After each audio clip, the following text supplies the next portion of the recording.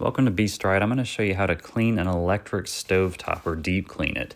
Now the other day it was making quite a bit of a smell using this right front burner, and it was because it was super dirty.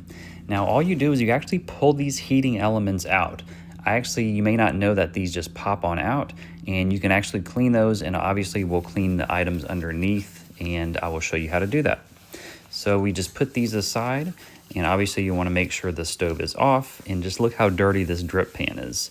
Now for hard cleaning jobs, I want to use this Zepp oven and grill cleaner. This is super strong. If it's not super dirty, you can just use like Dawn Power Wash or Dawn products. Now with this yellow cap, you want to remove it. It's actually kind of tough. You want to squeeze, pinch, and pull straight up. Now we're just going to spray this. I'm doing this over the sink, not to make a huge mess. And again, this is for like stuck on grease. If you're having super bad smells whenever you cook, you may want to use this. I will link it down below also. Now we're going to take the rest of the elements out, and again, you just kind of grab them and pull them out. Some may be more stuck than others, but just kind of wiggle them out. Now we're going to take out the drip pans of the other items, put them down in the sink, and we're just going to spray them like we did the other one. And again, you can use that Power Wash or Dawn, but this one was super dirty and it was smelling up the whole house, and it was taking quite a bit of opening up windows to get that smell out. Now guys, did you know this can actually pop up? So all you do is you don't have to press any special buttons. You just lift it up, and it's kind of like a car hood. It will just stay right up like this. I'm not sure why the left side is a little bit junky or janky off sides, but we don't need it to be perfect because we're just cleaning underneath. Now underneath you can still use that Zepp oven cleaner, but it's actually not too bad because the drip trays caught most of the spillage. I'm not sure what really spilled in that right front heating element, but it was enough to make the house smell. So once you're clean under there, you just pop it back down. It's not going to click back in place necessarily, but it just goes back all the way down. Now on the top here, I'm just going to clean with this oven cleaner just for the sake of time, and it's going to really cut through a lot of grease in that char. That char kind of that's cooked on, that's what it's going to really get off. So I was happy with the results of this. And again, you're just going to kind of clean around this burner, and you're going to clean the whole stove. Just depending on this, I wouldn't necessarily go to this as my first line. You're probably just going to want to use soap and water. You can use Dawn cleaner, and that's probably going to be sufficient for 90% of the jobs you do.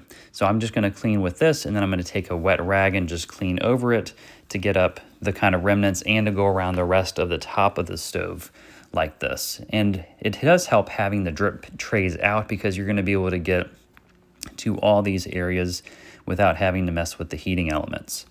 Now we are cleaning this. Now it's been 10 minutes. You do want to let these sit for 10 minutes and just look. I can smell this already here with just the little rag. Now I'm not using paper towels. It's best to use like a microfiber cloth or some cloths you're going to throw away, especially when you get that char on it. These are actually facial towels that I picked up off like TikTok or something, but they don't leave those little strings of white behind. Now, once you scrub these down, you're just going to want to clean these off in the sink with water.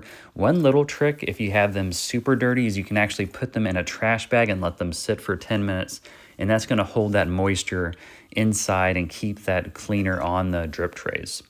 Now, drying the drip trays is the same. You just take a microfiber cloth, or in my case, I have like one of those facial towels that's not going to leave behind those little strings, and you're just going to set them aside while you clean the heating elements. Now, these are insulated steel on the outside, and some people say, oh, you can just submerge this. Well, no, you can't. This one actually has wires inside the Sensi Temp area in the middle, so that would cause problems, I would believe. And with this, I'm just using kind of water on a rag. I'm not using a special cleaner because the tops of these look fine. Now, you are going to want to clean the bottoms as well. That's where you're actually going to find a lot of the drippings that go down. On the bottom, kind of where it inserts into the little Sensi Temp areas where I got a lot of these chunks of char off, and when it heats up, that's what you're gonna smell as well. I did spray some of this Zepp oven cleaner on, and I got quite a bit more off the bottom of this heating element coil. Now, all you do to put them back in, kind of a reverse process here, you just put the drip trays in, put the heating elements back in the receptacle, obviously just pushing them in, Now the trick here is they have, I think, 3 or 4 little metal parts that come out and stick down into these little receptacles on the bottom. You just want to make sure that clicks on in, and then the Sensi Temp area springs up as well. We're going to just repeat this process for the other parts of the top of the stove. So the drip trays go in, and then the heating elements.